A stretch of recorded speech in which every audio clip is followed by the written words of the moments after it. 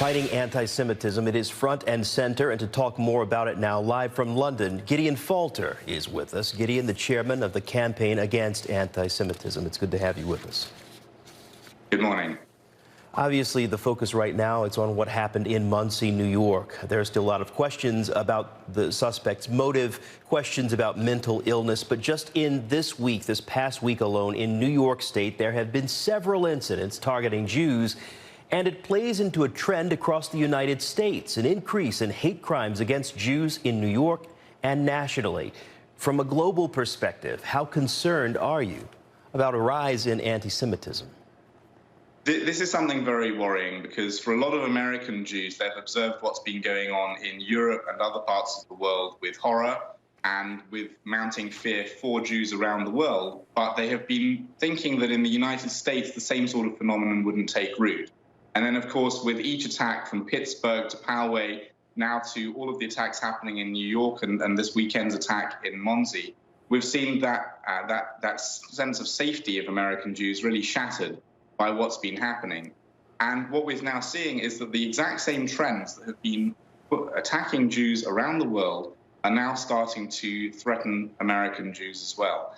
And in certain ways, American Jews are even more at risk than Jews around the world, because in Europe, we have hate crime laws, we have strong gun control laws. In the United States, those things are not in existence. And so what you have is the ability of people to incite hatred against Jews much more easily and to carry out their attacks and procure weapons for their attacks much more easily. Now, without taking a view on gun control or issues like that, there are certainly a couple of areas where the United States does seem to have very little focus, although there's been a little bit of a change in that under President Trump. One is the social media networks, which have become real incubators of anti-Semitism. And what we're seeing a lot of the time after these attacks against American Jews is the discovery that perpetrators were radicalized online, that they found materials online. That's where they learned to hate Jews. That's where they planned their attacks. And then we're also seeing a lot of anti-Semitism and incitement incubating on university campuses. And I think that's why the executive order that the president signed just now has been so important, because it has enabled Jewish students on campuses to make use of the international definition of anti-Semitism.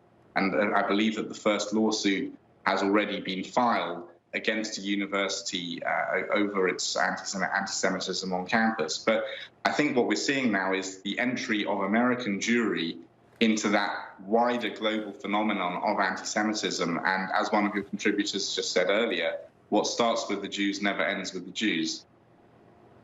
And the other question, you touched on this as far as people getting access to that type of material online, the mainstreaming of anti-Semitism. Look, where people feel more emboldened, people feel free to engage in this hateful behavior. Is there a concern that when one incident happens, that it encourages another, and then another, and then another? I certainly think that's what we've seen in the United States. You know, the Pittsburgh attack, and then you see an attempt to repeat it at Poway. You see what's going on in the in the greater New York City area, where you see these attacks happening against Jews. And I think what we're seeing in America is very similar to what we've seen in other parts of the world, including Britain, including Europe, where perpetrators see that there is no real consequence for attacking Jews. They understand that there is no major attempt to find them, to find the perpetrators, to prosecute them, to put them in prison. And so with each attack, anti-Semites become bolder and bolder.